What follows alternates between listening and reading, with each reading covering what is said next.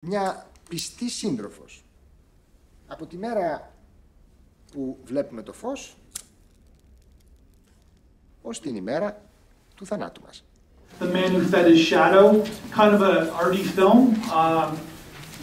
In a sense, I guess he's a thief in a sense, but there's a lot of kind of different messages going on in this film.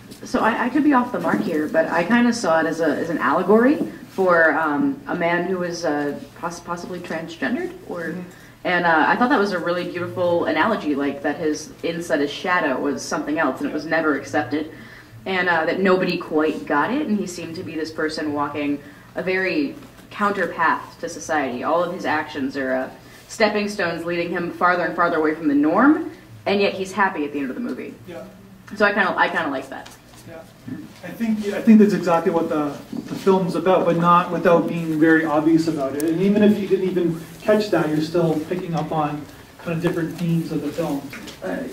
I liked most of it. You know, I thought it was an interesting concept, and but there was a bit of a continuity problem. I didn't, you know, when he had the argument with the performer and in the bar, it sort of came out of nowhere. So I mean, it was disjointed.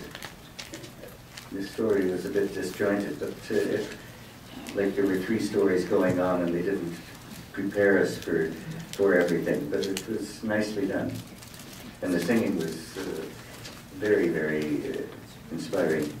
The part I have a question mark is when they were walking through the alley where he was walking towards the brick wall, and another guy followed him and found a woman standing. Anyone caught that part? Where she was in a beautiful dress, but when she turned around, her profile looked a little bit like the guy. Yeah, it's him. So is that him? Yeah. Oh. Yeah, that's what she was saying in the third row, like there's like the allegory. So that was also him? Yeah. Okay. Some feedback from others.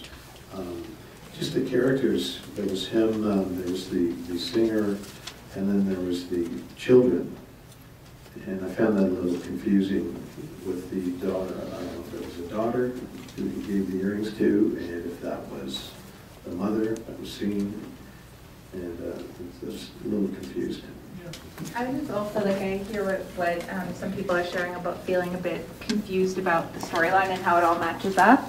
And I feel like at the very end, when the song starts playing, and I think it was nice that they put the lyrics in English caption underneath, because to me that sort of highlighted what that lady in the third row was sharing, and it sort of highlighted even being someone of the night, talking about being you know, dressed as an opposite gender. Like it sort of highlights some of those themes. So to me, that kind of shed some light on the confusion that they chose to end with that song and chose to put it in English as well.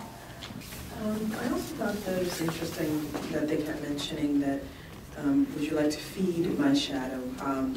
In a way, it's nurturing that side of him that is transgendered, and the refusal of the party to sort of contribute to it, I guess to his growth in his transgendered identity. I think that was a little interesting sort of side.